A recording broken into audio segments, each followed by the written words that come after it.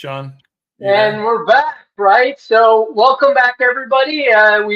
We've taken a brief hiatus as we were dealing with vacations and tech support issues. And for those of you who are the transformation leaders out there, you know October is budgeting season. So we're back at it, season three of the Transformation Leaders podcast, and I am happy to be joined with my partner in crime, David Soden. Welcome. And today I wanted to talk about the CX AI arms race. And wanted to start there. I know, David, you have some pretty interesting tools that we've been showing around for our exclusive clients out there. You know it.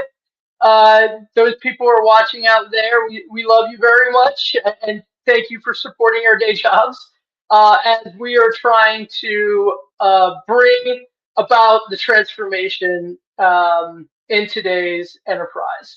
So, AI, and it comes down to CX. What are your thoughts, David? Wow, loaded question. So lots of things in the news. If we look at just even the latest news cycles, the majority of you are out there are frustrated, a little mad, somewhat disappointed, all of the emotions in between. But the thing is that there was a lot of hype.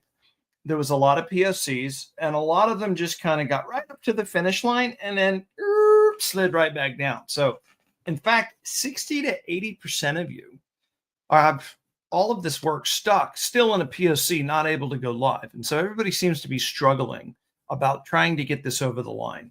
So the customer experience is twofold. A, you, the client, meaning you're trying to implement AI for your customers, for your business, but at the same time, you're a consumer of all of this is set yourself to bring this to market. So your CX is impacted. The CX that your customers are experiencing may be the same because they're none the wiser whether or not you have any. Hopefully you didn't have a bad experience and you launched it and then you got egg on your face. That would be really, really bad. Like that's the extreme case of CX having a serious issue. But it does happen because there's a lack of governance, a lack of guardrails, a lack of a lot of things that are out there. So the bottom line is opportunities are immense, opportunities are tremendous, but don't let all the negativity and even the hype, don't get sucked up into it. Just find somebody. Sean and I are good places to start, by the way, a selfless, shameless plug. But nonetheless, we've got a really methodical way of dealing with these types of problems. And unfortunately, we see them day in, day out. And so there's a lot of great trouble to be had. The only tidbit I'll give you is stop trying to boil the ocean. Pick one work stream, pick one set of tasks to do, and just work on that one task. It's so easy just to solve one problem. Don't try to solve 3 or 5 or 10.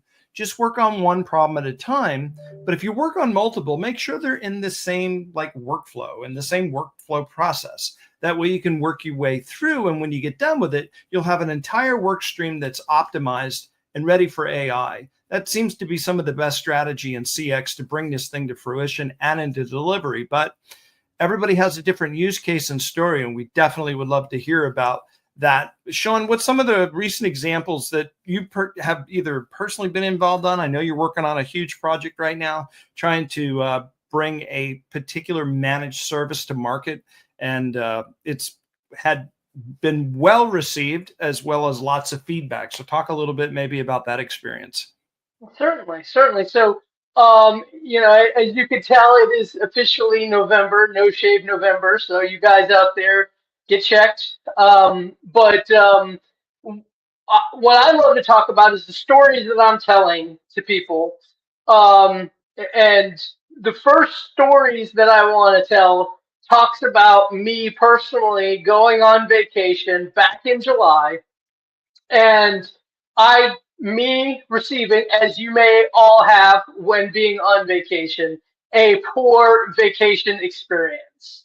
My travel partners, if you will, No names, but they are an airline. They are a car rental company. What they did was they dropped the ball. Honestly, I had a situation where because I was traveling with young children, they would not confirm a booking after they canceled the flight. So trick out there for everybody: if you have young kids, do not book the latest flight of the day, because that's the one that they're most likely to cancel. But anyway, um, I had to go and jump on a competing airline so I could get my family home. And when I was at that holiday, I rented a car and I prepaid uh, for a particular car because of the size of my family. And guess what?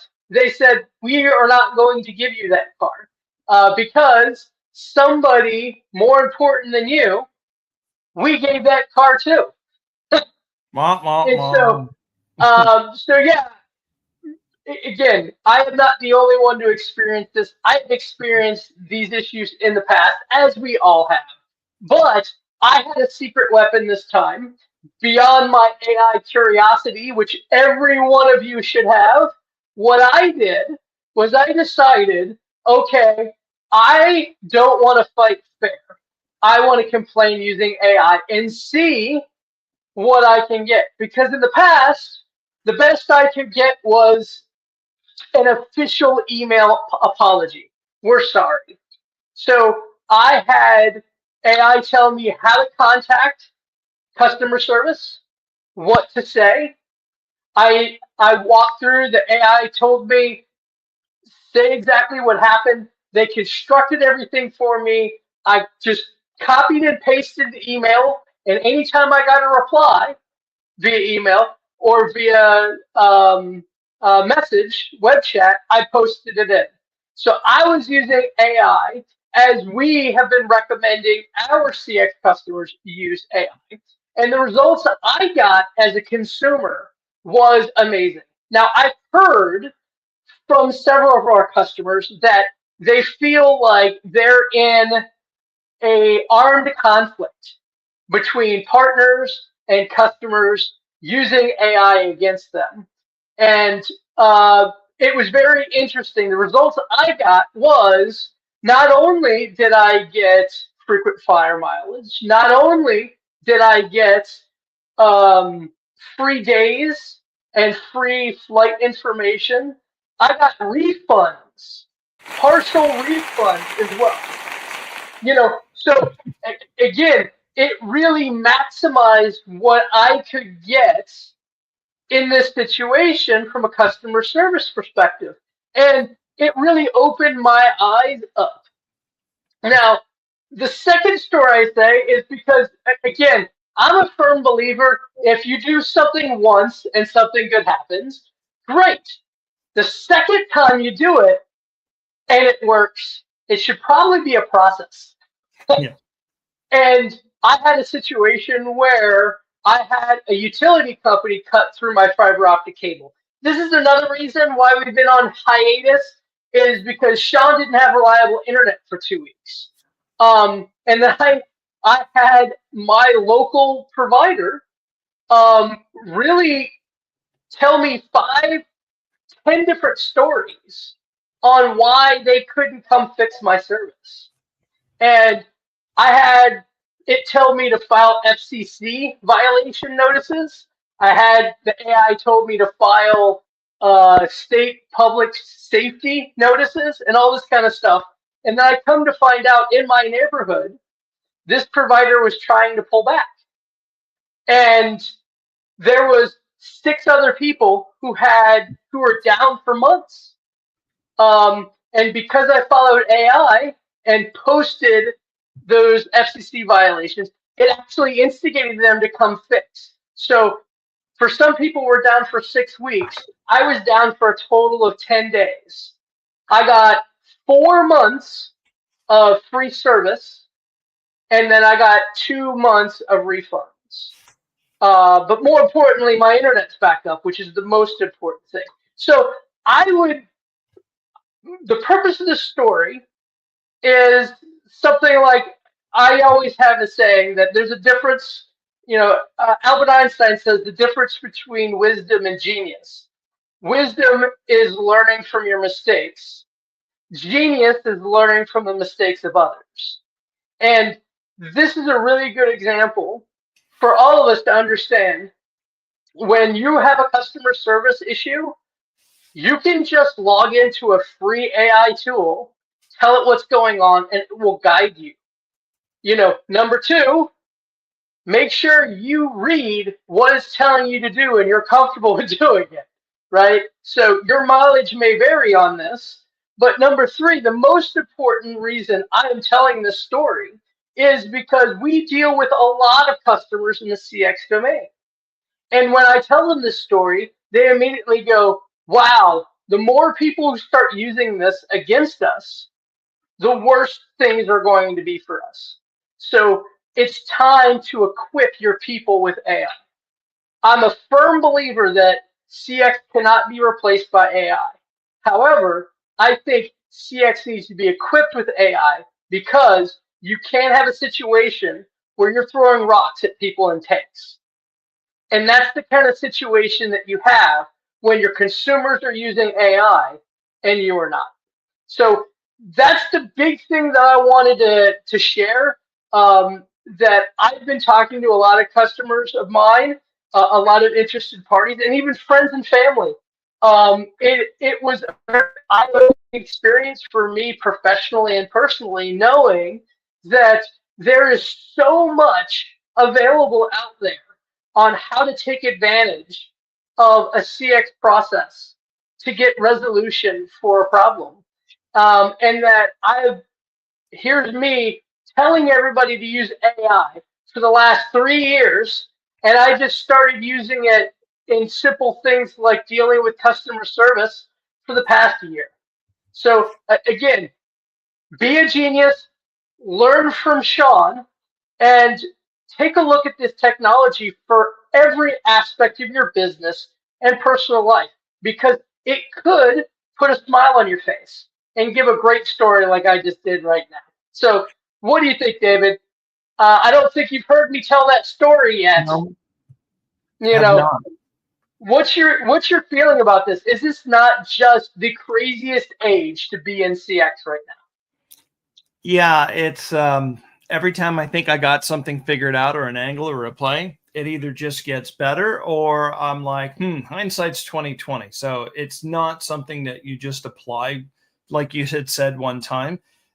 It is something that you do apply when you're talking about it, but the room for improvement or the next idea, when you start layering and stacking all of these, it's a never ending learning experience or even user journey on all of that. But, in scope, the CX, like I was saying earlier, and like you had mentioned, there's so many opportunities for companies to, try certain things in controlled ways where human and AI are working together to figure out what works, what doesn't work. Another thing that I see people get tripped up and stuck on is that they're afraid to do it or afraid to use it in production. But, when you're talking about CX, these are things that could be done as an exercise, as a workshop. You simply just take emails or chat logs or anything that has happened or transpired historically in the past. And rather than sitting around having a meeting, hey, what could we have done to do better? Throw it into a chatbot.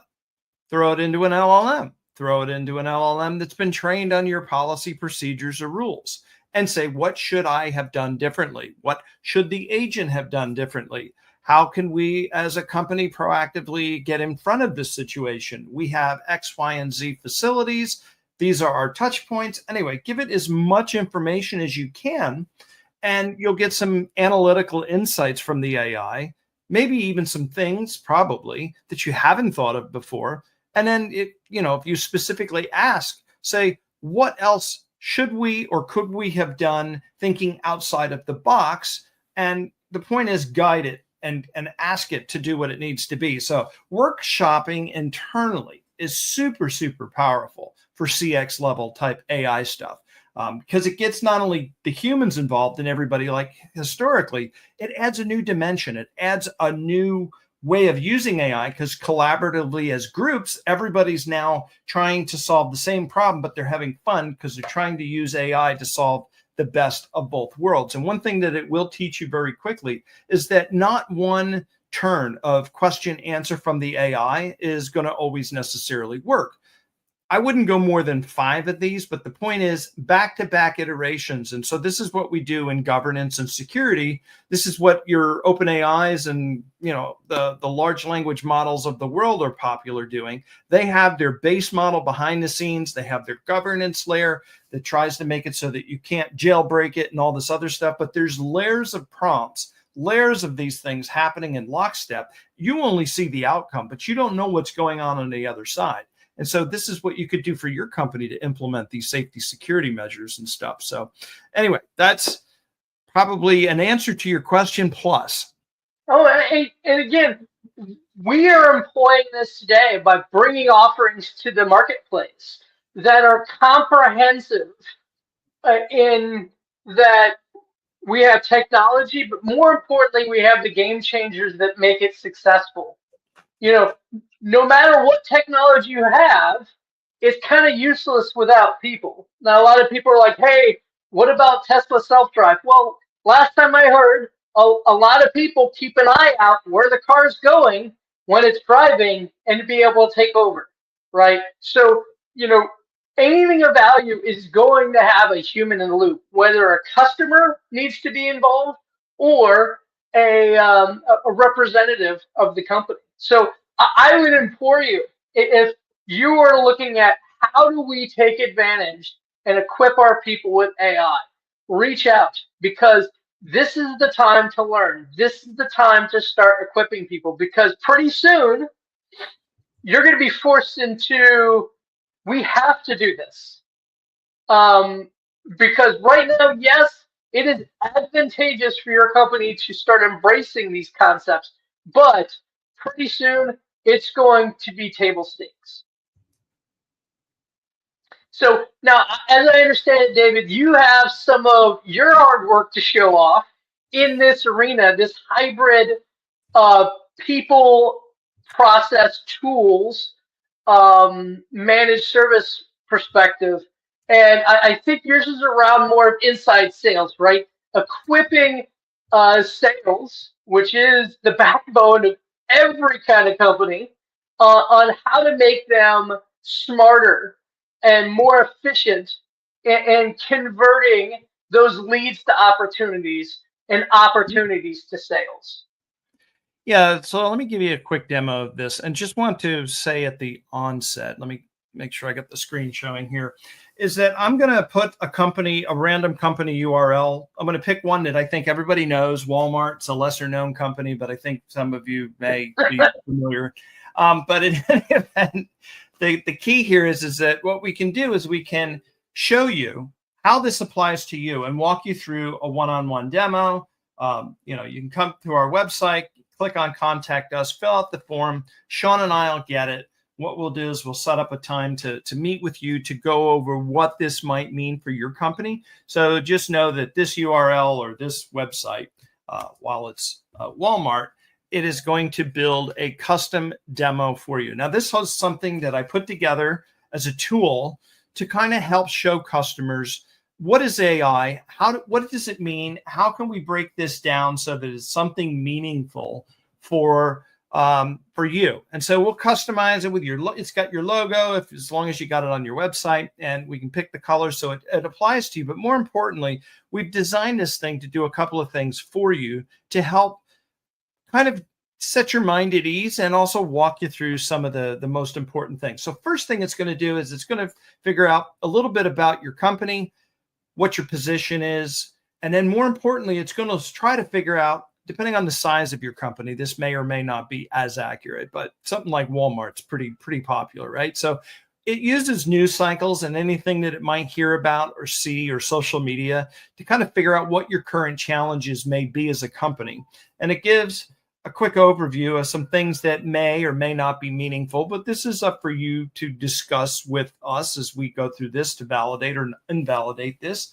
And this will talk a little bit about your industry. Now, this is germane to you because this is all about the industry or the sector that you're in. And so this kind of talks about that as a whole and what's going on. Now, we have 12 capabilities. Now, why did I choose capabilities? Capabilities are Legos that you use to build agentic solutions or AI solutions. And you combine 2 or more usually of these, usually 4 to 6, 4 to 8 even, back to back. This is kind of geeky, but nonetheless, this is breaking this down so that you'll understand what some of this stuff means.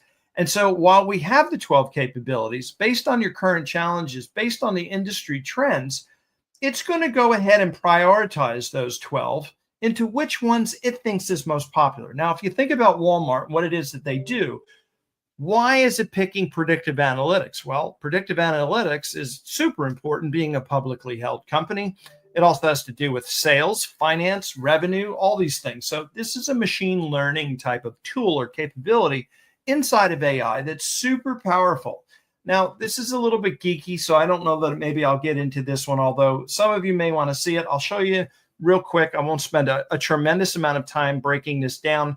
But one of the things it's doing is right now is the AI is looking at who you are, what industry you're in, what challenges it is that you're in, and it is coming up with a best use case for this particular capability and what it means. Obviously, this is going to be pretty powerful because this was the number 1 item for Walmart. And so what we can do is tell you how Walmart can use this, right? And so this is the information about why this is important for Walmart. And then more importantly, again, going specifically to predictive analytics, what does it mean to your industry? And then more importantly, and this is the crux, you really, really need to understand this. What are your competitors doing with this capability? How are they using it? Because this is going to let you know how far behind you're falling or where you might fit within to the sector or within your area. So lots of great important information here to be had in discussions. 12 capabilities to go over in a demo, either live with a human or even just here on this podcast, is we're never going to get through all of this. So I'm just going to highlight a few of these. So let's look at the sales forecast regression. Now we have this sample data set, 36 rows of data over 7 columns. And what I'm going to do is predict a target column of what I want to do a prediction on. Now we could predict on any of these, but sales is probably the most applicable to be used here. And so then what we're seeing is now the trend analysis with regards to the model's performance based on the data that it has available to it. And so this is pretty quick because it only has a little bit of data, but this might take a couple of seconds to minutes, maybe even an hour if you're going over a treasure trove of maybe year over year for the last 5 to 10 years. But nonetheless, some of the key contributors within the data set talked about economic indicators, the previous sales, and kind of breaks this all down for you and shows you kind of what this means. Now, this is just one of many capabilities. If we go back out to the overview for Walmart, and then we go look at the second item on the list, this is about optimization. And so this is about making sure that you do keep cost reductions and a bunch of other stuff. Conversational AI is cool. Everybody's seen a ChatGPT chatbot, so I'm sure you guys are all new to that one. But this is something that's really powerful that people don't necessarily think of as being AI, but when you add AI behind it to run the power, search and retrieval is a way of taking separated information scattered all over your organization and bringing it into one cohesive search so that you can have referenceable information, knowing where did this information come from. And so this is, while it sounds great to tame the chaos, there is a lot of preparatory work that needs to be done by us as engineers, by companies that are going to help you. There's usually 4 to 5 steps backwards before we can go 1 step forward. And the reason for that is because people have been kicking this can down the road for years. They don't want to clean their data. They don't have time to clean their data. Data is all over the place and everywhere. Now you can use AI in this use case to your advantage. It will be better with organized data, but just know that, garbage in, garbage out. But AI is really good at kind of looking through the fuzziness to try to find out where those gems are. So that doesn't mean that you can't use it. It just means it's not going to be as good as it could be. So it's up to you. Everybody has budgets, time constraints. All these things need to get factored into solutioning whatever it is that we'll be doing for you. But nonetheless, if we come down here to look at some of the search, this demo searches 30 pre-indexed documents using OpenAI's embedding model. And so we did some cosine similarity search. This is all geek talk. But let's just go ahead and hit this for AI automation. We click this. This is a one-click button search across your entire enterprise looking for just categorically this one thing. It is going to provide an indexed match across the treasure trove of data that you may have everywhere. And so from here, this is going to tag the data. It's going to give you a summary of it. Now, envision that you could click on this, drill in, get a little bit further, or maybe it's a categorical search result, and this brings off a category, which then has everything that you need at your disposal underneath. Think about this in context, maybe not such a larger picture, but if you have customers, and Sean and I were talking about CX earlier, envision that you have information about, I don't know, you're in BFSI, you're in insurance, or you're doing something like that, and you need to find out every single document as it pertains to claims that they may have made, or maybe claims in the zip code, or claims that match a demographic that has gone into the actuary assessment for that particular customer and their rate. There's all kinds of really interesting use cases to use this capability, but nonetheless, there is a treasure trove of capabilities that are all AI driven and all AI based, where they are prioritized, and we can walk you through step by step. So this has been a really helpful tool, taking people along a breadcrumb trail, trying to break down not only what is AI, what does it mean, but what does it mean for me as XYZ company? And how can I apply this to get the most out of all this hype that everybody's talking about? A lot of the competitors, a lot of our cohorts are out there yelling and screaming, hey, I can do this for you, that for you, but they don't really break it down. They don't really kind of lift the curtain up, or you can't really see the wizard behind the guy who's running Oz behind the curtain there. And so what we try to do with this, by breaking it down this way, is to take it down to its first principle. And then from here, with that understanding together, we can then decide what the future state's going to be for you and assemble a use case to get you to the outcome, or the desired outcome that you really want to get to. And so this is really kind of the secret to the sauce of what both Sean and I do, and how we talk with our customers every day about breaking these tools and utilities down into easy, bite-sized, digestible solutions. Sean, you want to add anything else to this? Or you have any capability you want me to drill into and demo? One of the biggest challenges we see in AI is trying to connect the technology to the business and the business problem. And me and David are typically brought in to do this, but we're just two people. We're not that special, actually. This technology allows to lower the bar, right? Sean can't be on every sales call. David can't be on all sales calls. So what this tool is all about is connecting up and creating into bite-sized, digestible pieces for people who focus in on sales. Here's what your customer's experiencing. Here's what we do. Here's how the two things connect. And here's interesting talking points that you can talk. Now, back in the day, some of you out there, you know what battle cards are, right? This is the AI answer to battle cards. Because the problem with battle cards is, are you going to create one for every vertical? Are you going to create one for every large customer? Being able to have that intelligence on your customer and what you can do and what your company provides and the value proposition, and having that at your fingertips, so that, for example, if somebody replies in from Walmart on your LinkedIn, you can immediately go in there and say, you know what? I know that they're doing this. I know this is the best entry point. So I'm gonna throw this out there, this kind of statement, and I can see if I can get a call. And then I can, as a salesperson, I can become fearless, fearless, because when I talk to this person, I can say, hey, you know, what are you doing as far as for predictive analytics for your inventory forecasting? I can have that conversation. And again, if there's no bites, I can go through and do quick hit 10 different bites of the apple to see if there's any interest there.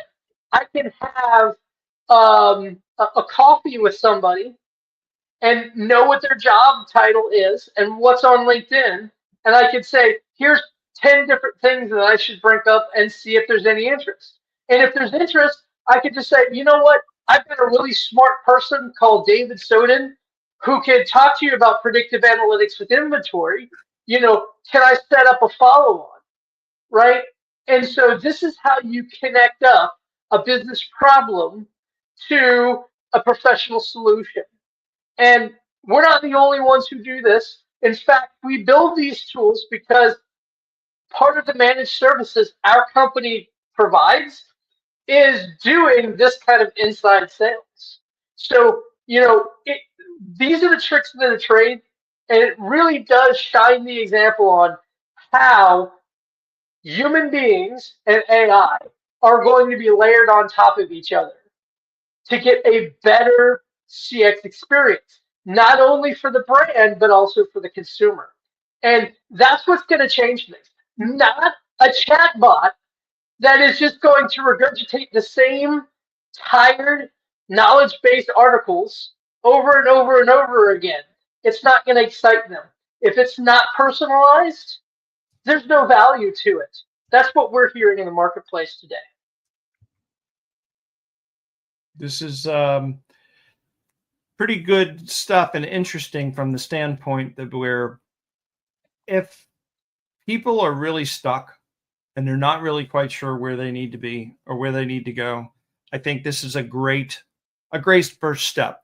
It doesn't have to be any more than just having a conversation around any one of these items. But more importantly, it may just be that you're curious, or you might even be curious how we put the tool together.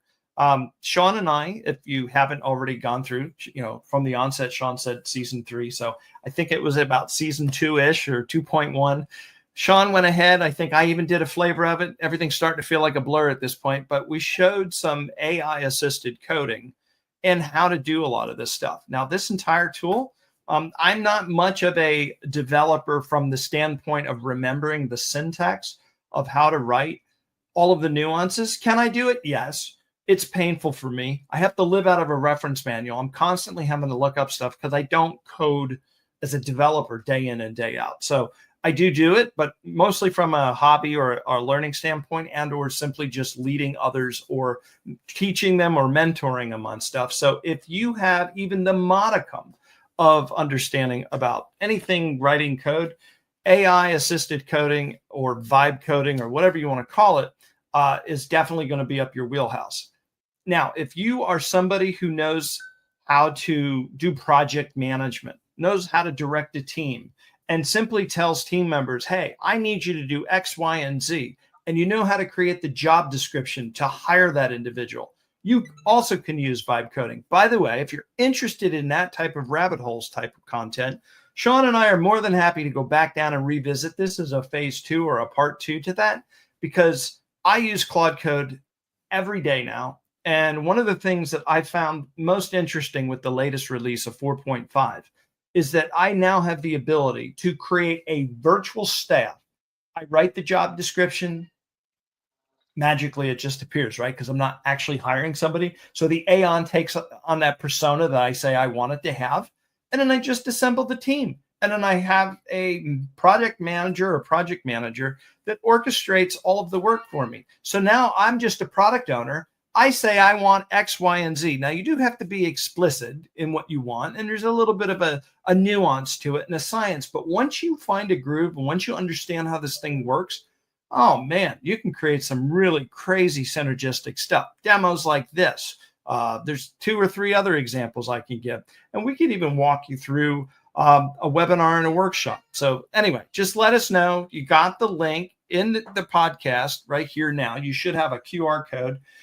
By the way, we couldn't figure out how to get rid of the little duck icon. That's not our icon, but nonetheless, if you scan that, it'll take you up to our website, and you can just click on contact us. So go to the bottom. Otherwise, at the bottom, below Sean and I's picture right now, there is a long URL called the transformationleaderspodcast.com. Blech. Mouthful.